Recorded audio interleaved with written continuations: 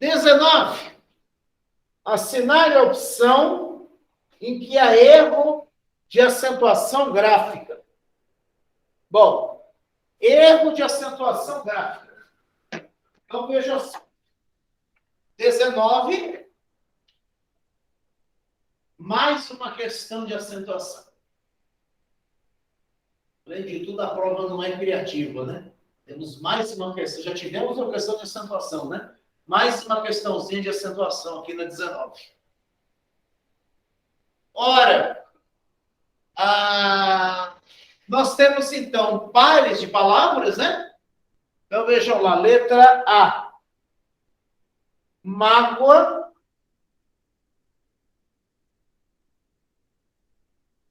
Tênue. Letra B. Fórceps. Têxtil. Letra C. Caqui. Carijós. Letra D. Raízes e sóis. E letra E. Crisântemo e ônix. Bom, essa aqui é fácil demais, né? Ela pede para você onde tem erro. A letra A, você tem mágoa e tênue. Então, vamos lá. Mágoa e tênue.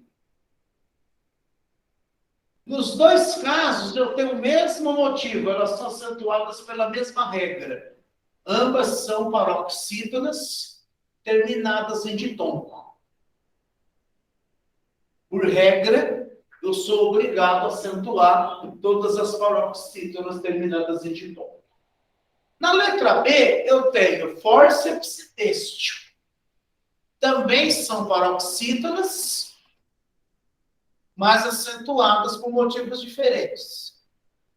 Nos dois casos, a acentuação está correta. Eu devo acentuar as paroxítonas terminadas em PS e as paroxítonas terminadas em L. Beleza. Correto também, sem problemas.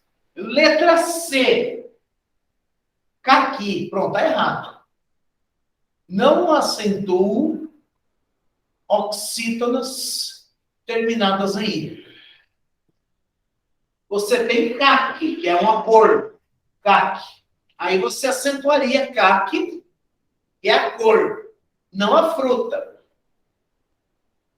Tá? Então, se aqui eu tivesse caqui, estaria certo. No entanto, você tem acento.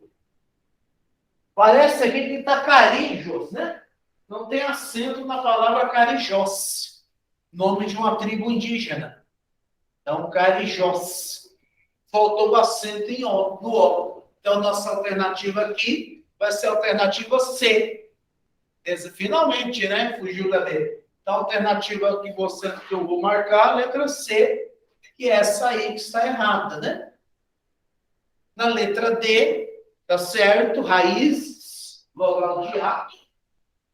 E sóis, o ditongo oi, mas a palavra é um monossílabo tônico. Beleza, sóis.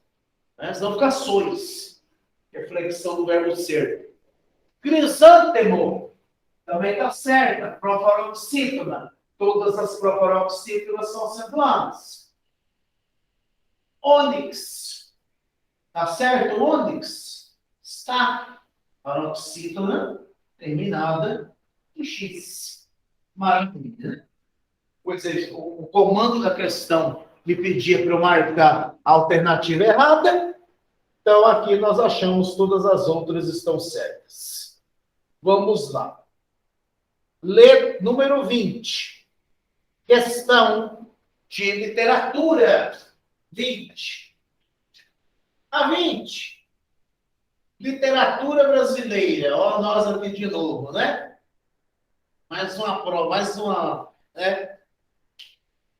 Quer dizer, a matéria aqui é totalmente caótica, né? Você tinha uma questão de literatura lá atrás e outra aqui no meio, né? Em outras provas, geralmente a literatura vem depois, é ser mais ou menos separado, né? Aqui nessa prova as questões estão caóticas. Paciência, né? Questão número 20. Eles não têm um critério aqui para as questões, tudo bem, vai ser aleatório, né? E aqui a gente nos pede como tema o parnasianismo. O que é o parnasianismo? O parnasianismo é o estilo de época da Belle Époque, final do século XIX. Né? E aí, o que, que nós temos na estética parnasiana? Sobre o parnasianismo, é correto o que se afirma é letra A. Os autores não se preocupam com a metrificação dos poemas. Nada mais falso, né? Então, na letra A, dá errada, total, né? Viagem, né? Então, vamos lá. A, B, C, D e E. Então, o que é que você tem aí? A, B, C, D e E. Então, o que é que você tem aí? Alternativa A. Diz que eles não se preocupavam com a metrificação dos poemas. Ao contrário, os parnasianos tinham uma obsessão com a metrificação. Para eles, os poemas tinham que ser corretos, perfeitos, metrificados assim com muito rigor. Cada verso, os poemas, os versos, todos tinham que ter o mesmo número de sílabas. Eles apresentavam regularidade.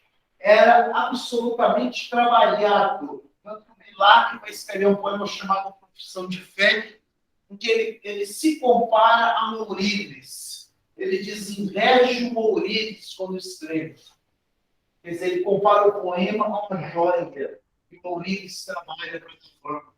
O Mourides vai trabalhar uma pedra preciosa para dar forma para ela. Tá? Então, a alternativa A está errada, porque eles se preocupavam totalmente com a estética dos poemas. B. A perfeição das formas poéticas e o rigor estético, permeado por valores clássicos, caracterizam. Nossa, mais uma B, gente? Ah, fala sério, viu? Ah, que isso, né? Estou nem acreditando. A perfeição das formas poéticas.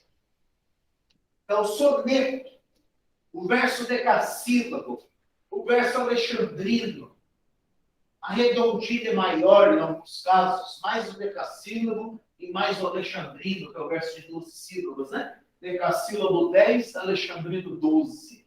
E a redondilha maior que o de 7. Então, eles têm uma grande preocupação com a perfeição das formas poéticas, o rigor estético, permeado pelos valores clássicos. Então, ideia de perfeição, de harmonia, de equilíbrio, de objetividade. Isso entra em contraste com a letra A. Então, as duas se contradizem, né? Por isso que não pode ser a A. É a B, né? A resposta. Letra C. Então, o que está certo? Então, a letra B é a correta. O que está errado na C? Os poetas exploram unicamente temas ligados à emoção, à fantasia e ao sonho. Não. Ao contrário, né? Eles exploram temas... O parnasianismo é muito plástico. Eles vão fazer poemas descrevendo vasos, tábuas, paisagens. Vão fazer poemas sobre fatos históricos, temas da mitologia grega. Eles não querem a emoção, não querem a fantasia, eles não querem o sonho. Eles perseguem uma objetividade, uma plasticidade das imagens. Valorização da paisagem nacional é tema primordial dos autores brasileiros dessa escola literária. Não, a valorização da paisagem nacional é típica dos românticos, não dos parnasianos. E algumas produções viraram cantigas de conta infantil. Nada a ver, né? Então, é realmente a letra B. Questão número 21. Tá? Segundo o texto, lá vamos nós para o texto. Nossa, é 22 de novo sobre o barroco. Meu Deus, dá nem para acreditar, né? Tudo assim, bem organizado de forma caótica, né? Interpretação de texto já está lá em cima, né? Mas vamos lá. Segundo o texto, a praticidade do cotidiano atual deve-se em especial a. Então, ele diz no texto, lá no nosso texto das garrafas PET, que a atualidade, o cotidiano hoje, né? As relações, a sociedade é marcada por uma praticidade. Então, o que significa o prático aí, né? Então, ele diz, produção de embalagens sustentáveis. Ao contrário, eles querem isso, né? A produção de embalagens. Ainda não temos isso. Então, aqui nós temos uma questão de interpretação de texto. Então, não é né? Queríamos a produção de embalagens descartáveis. Não é isso que caracteriza essa prática do cotidiano, né? Na letra B, escalada da indústria de materiais descartáveis. Letra C, substituição de manufatura por produtos de indústria de base. Letra D, redução dos custos de produção, pois o PET é mais barato que o vidro, por exemplo. Achamos a nossa resposta. E facilidade de armazenamento dos produtos. Então, ele diz que a praticidade do cotidiano se deve em quê? Ele fala da redução dos custos e fala do PET, que o PET é mais barato que o vidro. Vamos lá para o texto. Voltemos para o texto. Então, aqui, ó, PET, né? Revolucionou o setor, vantagem de ser inquebrável, leve, de fácil manuseio, substituindo o vidro pesado e frágil. Então, o PET em comparação com o vidro. Tá? Então, a PET, né, melhor que o vidro. Embora eu também fale aqui da facilidade, né, de armazenamento dos produtos. Então, vamos lá. Redução dos custos, porque o PET é mais barato que o vidro. Se você pensar bem,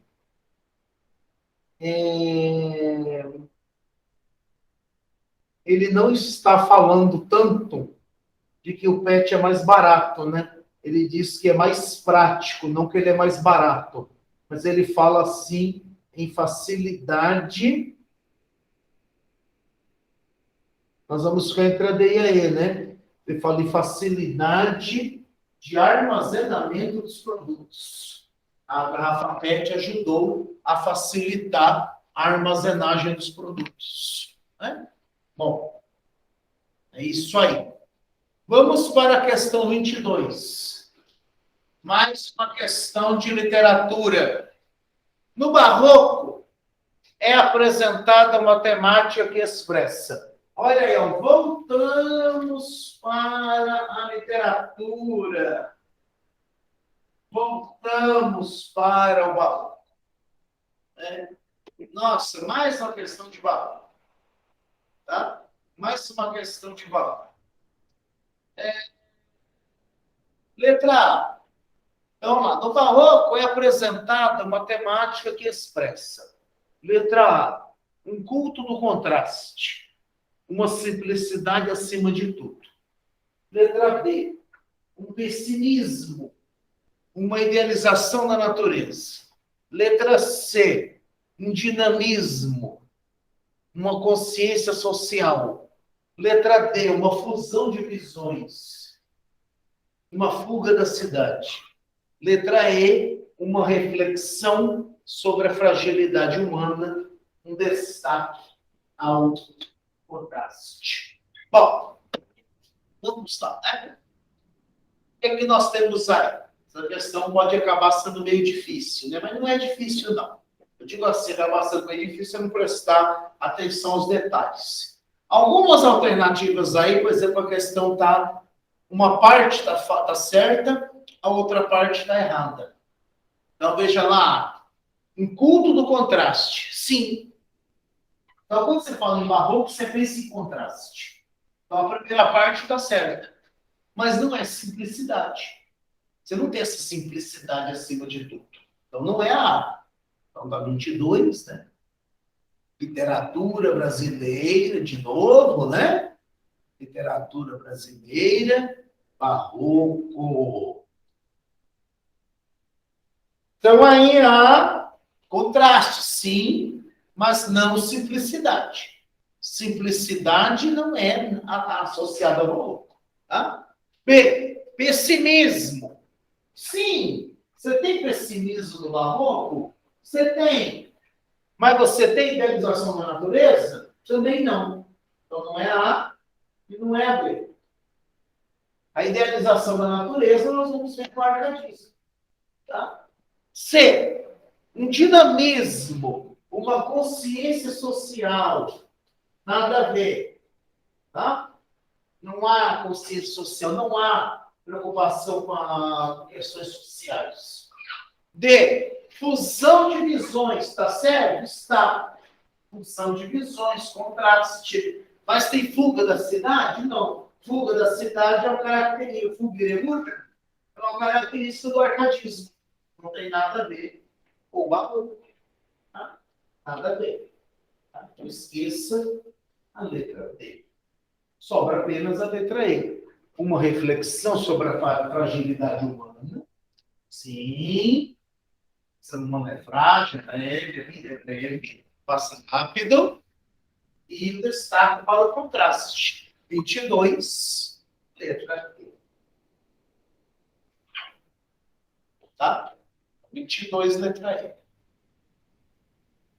23. Vamos lá, questão número 23. E penúltima, né? Assinale a alternativa que apresenta a classificação correta do advérbio destacado na pergunta abaixo. Por que as universidades internacionais querem mais mulheres no MBA? Tá? Por que eles querem mais mulheres no MBA? E aí você tem... Opa! E aqui você tem as seguintes alternativas.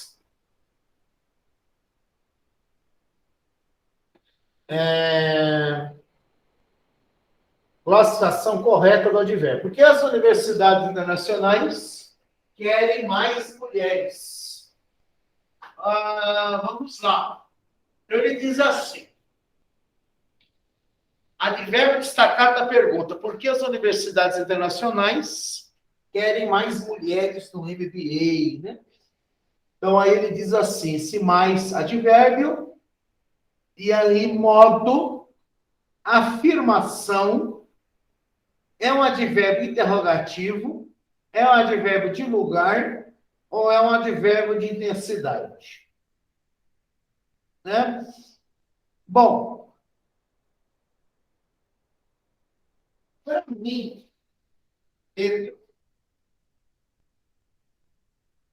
essa questão não está bem formulada. Né?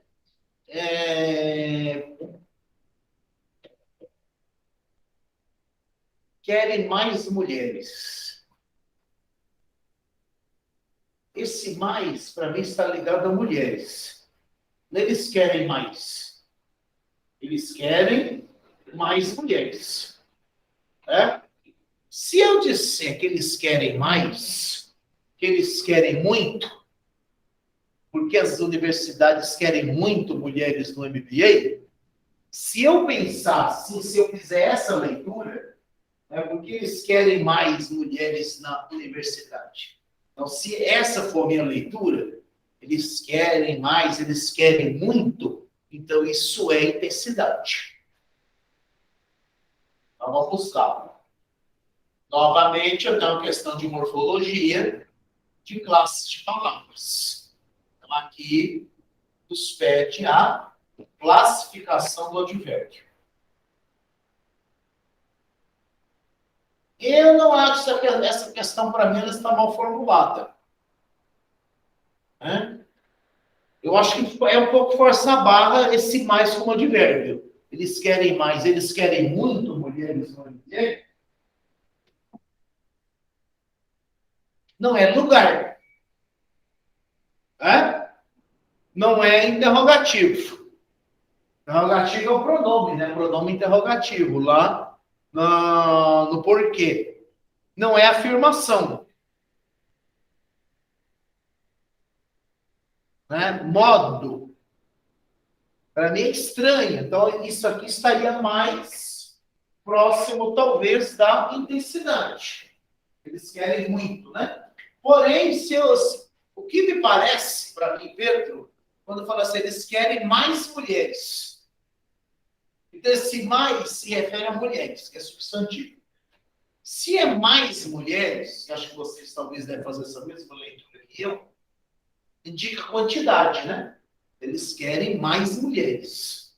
Eles querem mais mulheres, eles querem mais mulheres. Então, se eles querem que haja mais mulheres, e esse mais se refere à quantidade, esse mais não é advérbio. Esse mais é um pronome indefinido. Tá? Então, assim, para mim, Pedro, essa aqui seria uma questão passível de ser anulada, de alguém entrar com recurso contra ela. Quer dizer, esse mais se refere a mulheres. Mais mulheres. Mulher é substantivo. O advérbio não modifica substantivo. Ele modifica adjetivo, modifica verbo e modifica outro advérbio. Desse mais, para mim, pelo contexto, dá mais para um pronome do que para um advérbio. Não é advérbio. Se eu considerar um advérbio, as universidades querem mais, então intensidade. Mas não é uma resposta muito convincente, não. Às vezes acontece de algumas questões serem anuláveis, né? E haver questões passíveis de anulação. Tá? Só depois ver o que o gabarito oficial, eu não achei o gabarito oficial dessa prova, o que ele diria, né? Bom, 24, por fim, é também uma questão de ortografia. Ortografia pura, né? Ortografia. Então, aqui não é acentuação, né? É realmente de grafia das palavras. Basicamente, aqui o uso do H. Olha que interessante, né? E aí nós temos as palavras homilia, hediondo, pan-hispânico, hecatombe e desarmonia. Então, aqui é o uso ou não do H. Tá? Então, é o nosso caso aqui. O uso ou não do H. Nessa questão número 24. Tá? Então, a primeira palavra é homilia. Bom, se você já viu essas palavras escritas em algum lugar, então você vai sentir uma estranheza com elas. Porque o que é que você tem? Homilia se escreve com H. Então não é a letra A. Né? A segunda palavra é hediondo. Também se escreve com H. Hediondo. Tá? Letra C, pão hispânico. Então, pão hispânico. Também com H. Letra D, hecatombe. Hecatombe. H. Só vai sobrar o quê? Letra E, desarmonia. E aí, por que desarmonia, né? Então, harmonia com H. Mas aqui você adicionou o prefixo des. Você não vai escrever des, tracinho, harmonia, né? Então, o que se fez? Você juntou, e aí, é claro, vai cair o H. Você não poderia ter um H aqui no meio, né?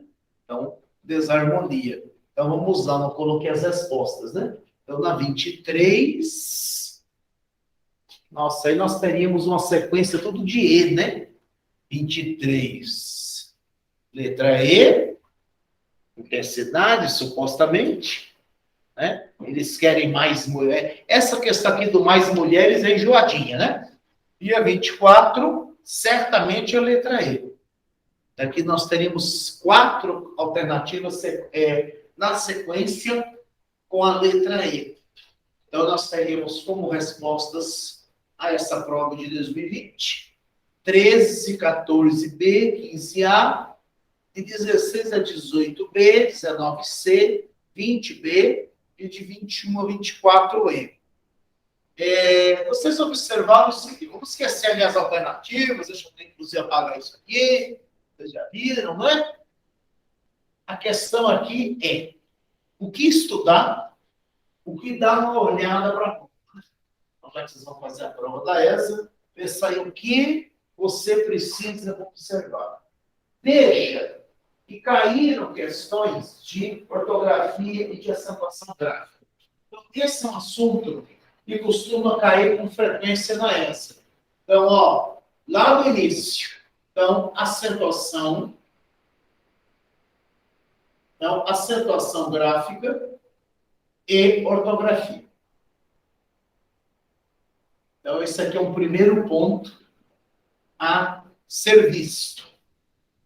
Então, quando eu falo na acentuação e na ortografia, na acentuação, eu preciso saber as regras,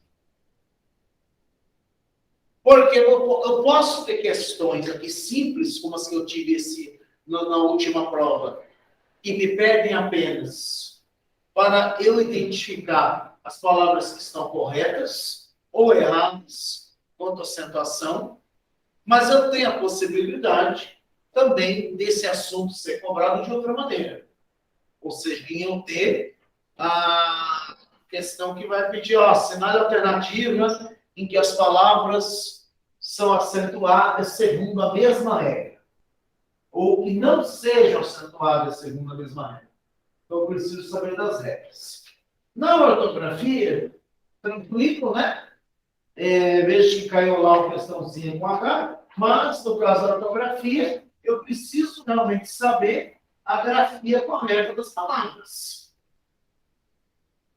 E aí, eu posso muito bem olhar questões como C, cedilha, S, dois S's, S e Z, G e J, CH e X, tá? O uso do H, vogais como O e U, E e I, tá?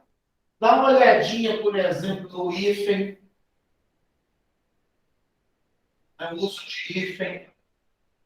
Então, são questões pontuais que seria interessante vocês darem uma olhada, pelo menos assim, mesmo que seja uma olhada assim, por isso que não seja nada muito ostensivo, mas procurar se rever as regras para esses casos aqui de ortografia.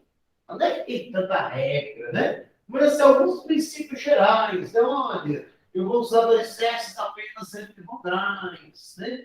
Cedilha não inicia a palavra, só entre A ou U.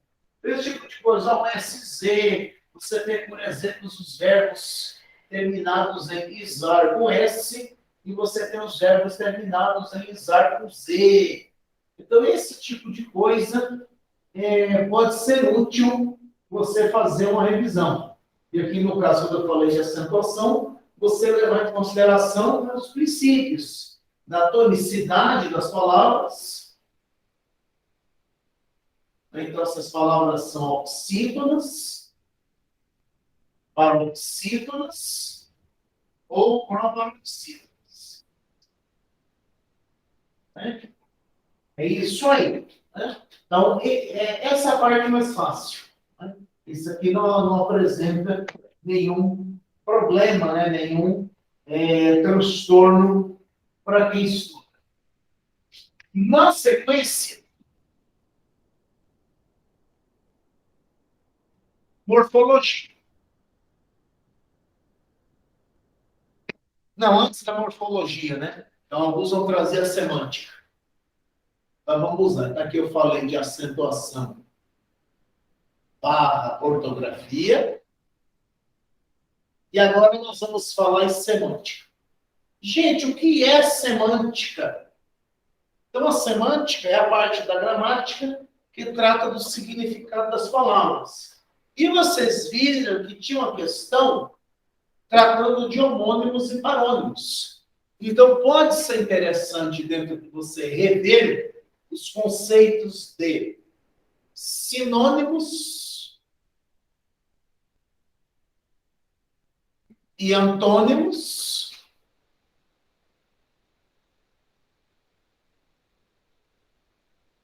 homônimos e parônimos,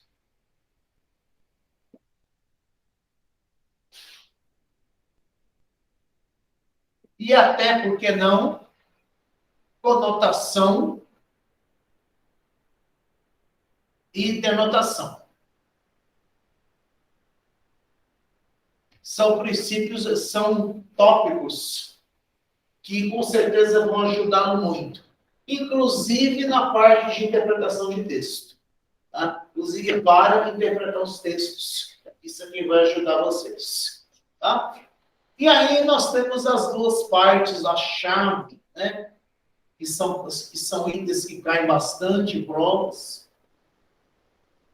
A morfologia e a sintaxe. Né?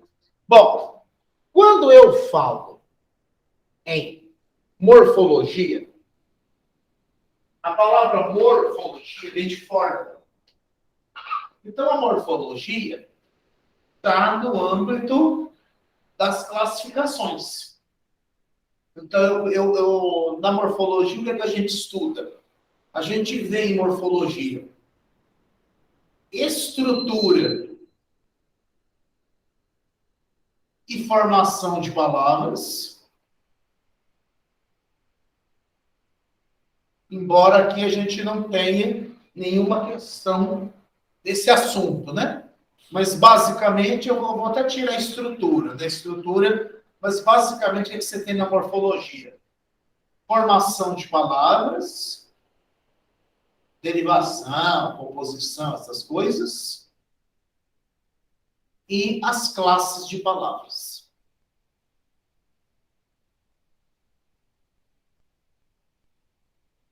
Bom, aqui é importante pensar. As classes de palavras, como nós sabemos, são 10.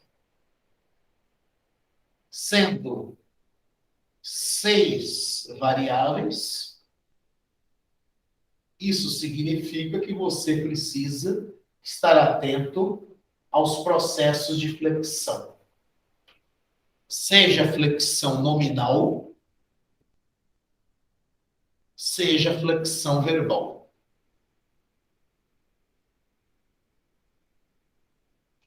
Né? Então, se estou falando, quer dizer, 6 variáveis e 4 que são invariáveis.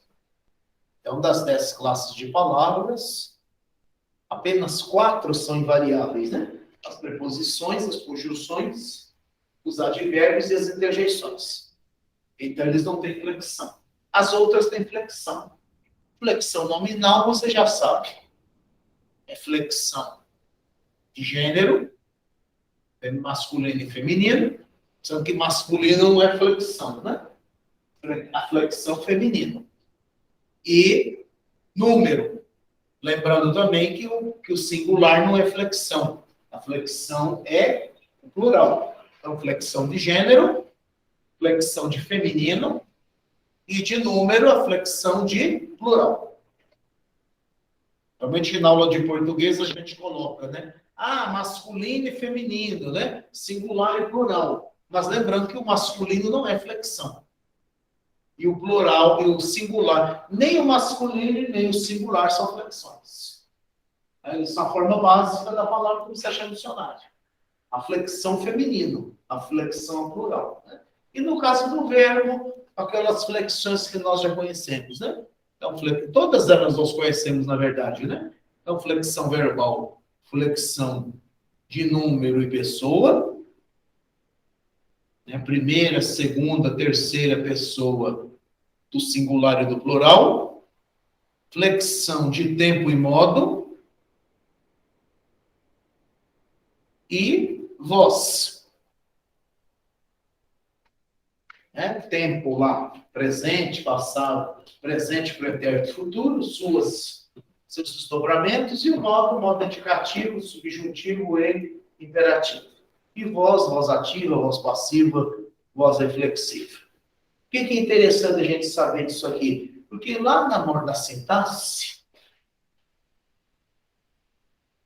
você pode ter pergunta sobre concordância. Para você saber a concordância, você precisa saber verbo.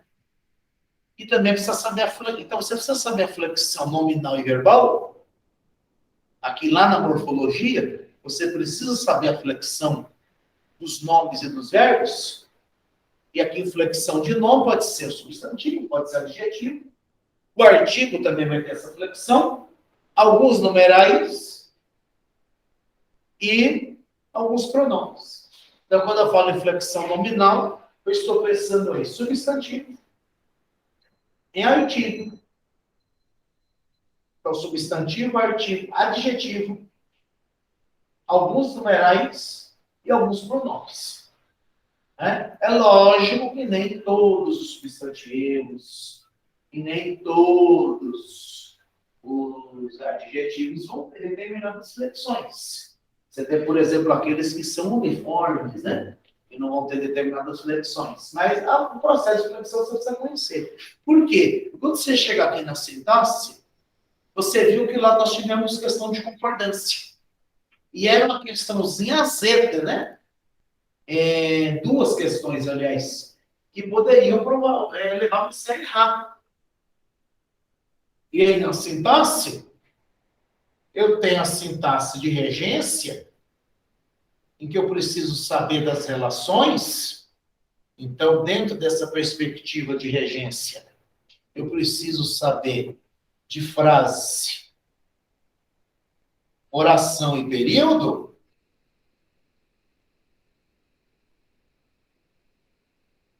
Sintaxe de os termos da oração, termos essenciais, termos integrantes, termos acessórios.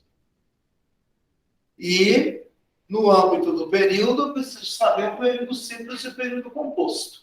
Vocês vejam que nós não tivemos nenhuma questão nos pedindo isso aqui diretamente, pelo menos nessa última prova.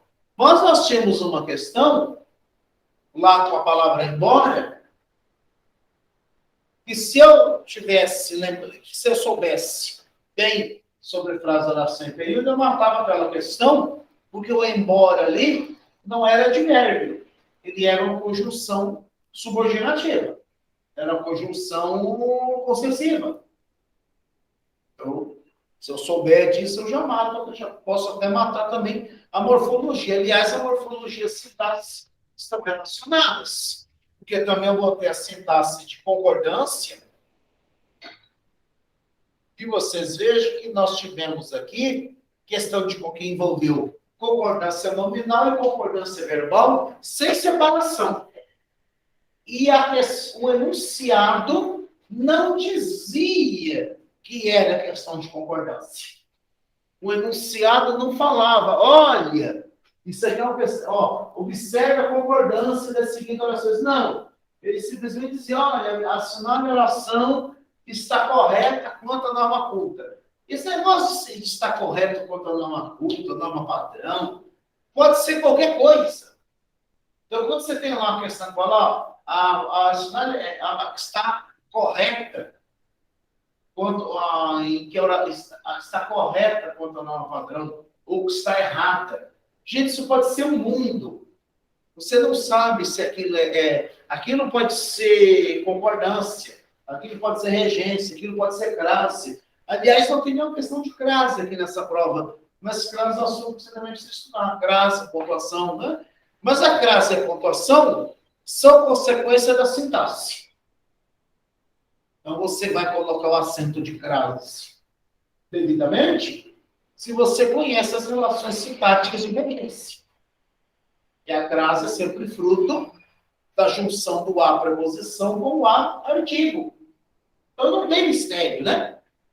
E a concordância verbal e nominal, né? Você sabendo lá a flexão dos nomes e dos verbos, você mata também as questões de concordância, né? E aí, por último, as questões de colocação, que não tivemos nenhuma questão de colocação pronominal. Mas é uma questão importante de se observar, né? E na literatura,